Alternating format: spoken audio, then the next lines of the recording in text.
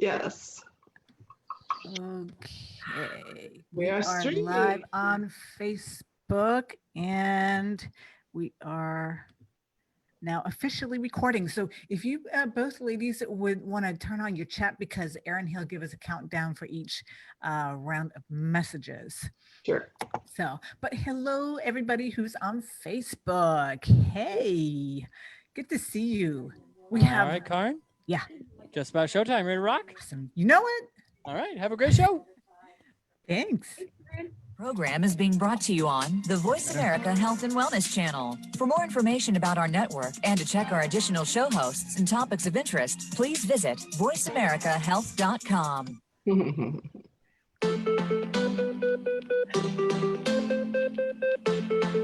Like so many others, who you are is largely a result of your past. We have so many positive and not so positive experiences that we start to doubt ourselves and our place in this world. Let the healing process start now. Welcome to Shift Happens with Karin Weary, Ida Sereno Lee, and John Kennedy. When you start to focus on healing from the inside out, you'll learn so much more about your own health, your well-being, and your state of mind. Once you've started on that, the rest gets a little bit easier every day. Now, here is your host, Karin Weary, and this week's co-host. Hello, everyone, and welcome to Shift Happens. I am Karin Weary, the host of the show and licensed marriage and family therapist. And, I came up with the Shift Happens title because that's what happens every day in my office. And there is nothing better. But little did I know when I named the show that all of the stuff was happening in 2020. And I tell you what, because of all this stuff that's happening, there is this huge, what I'm seeing, an awakening taking place. And because of this, I want to be part of what can we do about it? Part of the solution. And so today, I have put together a panel of thought leaders and energy workers and people who are up on alternative money systems and consciousness revolutionaries and all kinds of really awesome stuff, which is going to be held live on next week, June 25th from 2 to 4 p.m. And you can go to Eventbrite and find the new consciousness project. And we will also today, if you go to our Shift Happens Facebook page, you will find the link in there, which I will tag after the show here. I have two of the people who are on my panel, and one is a returning guest, also former Voice America show host, and her name is Mer DeMarmian. She works with individuals who desire deeper health. She's a vibrational alchemist and teacher. And so working with people who want deeper health, happiness, and well-being. Her work has seen many expressions in the last 20 years in the form of group sound immersions and workshops, women's healing retreats, and recording collaborations. Now, in 2017, her offerings centered on women's empowerment in blending the power of sacred sound and energy healing with emotional support in deeply nurturing sessions and retreats. Mer helps women resolve lingering self-esteem issues from past adversity. Her e-workbook, The 5 Live Passages of Transformation, A Sacred Journey Through Adversity and Challenge, is a guidebook that is deeply rooted in her shamanic studies, drawing upon her own journey through childhood trauma. The e-workbook is a companion to her women's workshop and retreats.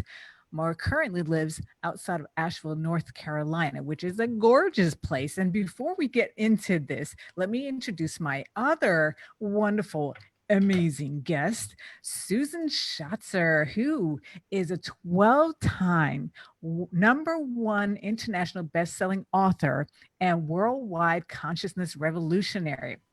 She is the executive producer and host of the global TV series Unlocking Your Limitless Life. Gotta love that title. And she is the founder of High Vibe Tribe. And she is in service to humanity. And Susan's mission is to increase the vibrational frequency of Mother Earth. Susan has a simple message, which is remember your sovereign birthright. Be in abundance with love and gratitude for everything and everyone at all times, now and forever. Doesn't that just feel good? I can feel the warm fuzzies happening inside of me. So yeah, are you getting goosebumps, Susan? Yes, thank you so much. That was beautiful. Oh my gosh. Well, they're your words, so I was just reading them. So, Susan, tell us a little bit about your path coming to become a consciousness revolutionary. Yeah, thank you so much. It was not a fun path. It was filled with trauma, drama. It was, divorce, cheating, diagnosed with a chronic illness, left with an 8-month-old. And, it was like I was ready to just check myself. I was like, who would sign up for something like this? Like, this is not the childhood dream that all of us girls grew up with. Right. The white picket fence, the family of 2.5 kids. Yeah. And really, it was a point in my life where had like a come to Jesus. Really, it was like, look, like this has to change. It has to change now, right now. And I started searching because the medical profession wasn't supporting me. My closest family lived 8 states away. I was single, alone, and struggling Yeah. emotionally, mentally, and physically.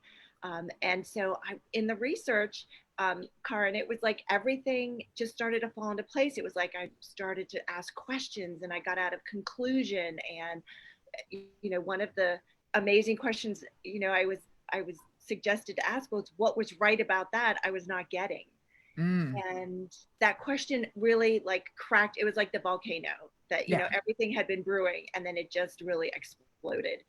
Because what I figured out with that question was that I had created it. Mm. Number two, um, him leaving, walking out, was the greatest gift because now I could parent the way that I really, really had always wanted to parent. I couldn't do that if he was a part of our life. Right. And now that my son is 18, he looks back on it and says, I could not be the person I am today had dad been here. Mm. So it was a narcissistic, psychopathic kind of dynamic. And, we feel Yeah. very blessed. So that's what launched me. Yeah. Wow. Isn't it so incredible how I quote this all the time with the Steve Jobs when he did the commencement speech at Harvard. I think it was Harvard or Stanford at Stanford University, that sometimes what seems like the worst thing that ever happened to you ends up becoming the best thing that ever happened to you. And isn't that the perfect example? You get Yeah, I'll tell you, that ends up, it's our tagline on the global TV series because mm, hidden inside your biggest problems truly are your greatest possibilities. yeah, yeah. And I think many times it takes really the courage to dive in there, and because most of the time we are so conditioned to and want to be in the victim role. This happened to me. Why is this happening to me? Why? Rather than what you just did, there was a whole paradigm shift. Okay, what is right here? What is the silver lining? What can I take from this? Yeah, Yeah. absolutely. It was, and trust me, there was a whole lot of that why. And both of us grew up Catholic. Ah, And so divorce, and leaving, yeah, we have another Catholic in the room here, Marissa. yeah, it's not an option. So like, what can I create where I can't be judged? Yeah. An illness, right? If you're sick, you're sick. You can't Ah, be judged, right? And if you create something that he can't handle, right, which is medical and doctors, I mean, he would never go to the doctor. He doesn't take any kind of, it's just, some people, my dad's like that. Some people are like that. yeah. Um, and so knowing that there would be a lifetime of that in store for him, he was just like, could not handle it. So it was like, you know, all of the invoked and perpetrated like points of view, but till death do you part, and sickness and in health, and how could you do that? And you left your child, was like all honest. And it was, digging myself out. And that Yeah. question is the thing that really cracked open Yeah. for all these possibilities. Wow, amazing. And Murray, you also have a history in trauma, and I think many times trauma is something that either we stay stuck in it or we take that deep dive and we dig ourselves out. And Exactly. what would you say, Murray, is something that you have taken away from that drama? What was right about that? It's a really difficult question. So let's just go ahead and Right. throw it out there. Well, I realized early on when I was probably, I didn't start remembering the trauma until I was about 40. Mm, And because it was so deep and so from many different factions. yeah. And when I was in landmark education and I was on the fast track to become a facilitator because I so believed in this program. And I'll never forget this. I was standing on the stage. We had to tell our story. We had to tell our story of what had leveled us. And I was talking to 150 classmates, and I was shaking in my shoes, and I talked about the sexual abuse. Yeah. And my facilitator was so wonderful. He came over and he embraced me. He was an MD that left his practice in order to do landmark education. Mm, And he said, I want you to look out in the audience and see the power of owning your adversity as the mojo.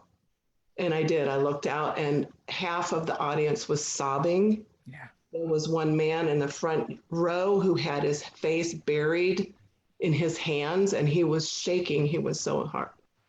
And after that, I had people come up and thank me for sharing my story because they needed something themselves to crack them open. Yeah. And so that was the start of it. I left Landmark. I went immediately into energy healing, which then led to sound. But through it all, it's really about really owning what happens and understanding that it happens for a reason. It happens for good. Mm-hmm. Because it is all part of our journey and it only makes us stronger if we embrace it. Yeah. So many people kind of pushed it away, and I did for many years, consequently, with no memory of it whatsoever. But so this was the source of the e-workbook that I wrote. I was in a women's group in Boulder, and we had about 250 women, and 225 of them had been sexually abused. Yeah. And 75% of them had done nothing about it. Yep. And it was still running the show. Oh, yeah. So that became my life mission. And here I am, the tools are the tools. Yeah. But it's really the ending message is just own it. Just own the treasure underneath it. And the thing is, as we talked about, because we talked about that last time when you were on here, but it can't be said enough that when you speak it and you own it, you also shine the light in the place that was dark, which is where the shame was. So when you do that, the shame dissolves. And becomes a medicine. I mean, really, that's one of the journeys as you reach the point of medicine where you can embrace it. When you say medicine, because, there's the big farm allopathic kind of medicine. No. No, I'm talking about the shamanic medicine. Yeah. Well, my point, though, is that does that literally work like medicine, as in changing your own chemistry? Yes and no, but